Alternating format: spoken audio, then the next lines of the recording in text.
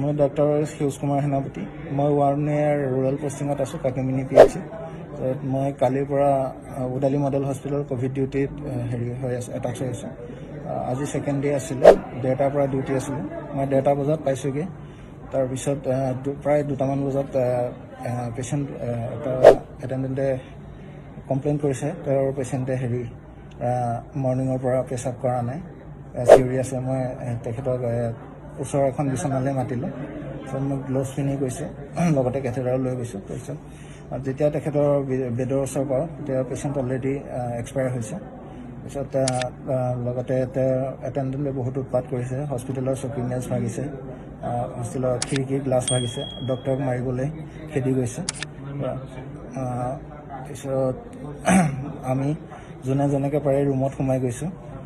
মোৰ অলপ পিছত তেনেকৈ পেচেণ্ট পাৰ্টি আৰু লোকেলে উলিয়াই আনিছে ৰুমৰ পৰা, ঠেলি হেঁচি দৰ্জাৰ পৰা।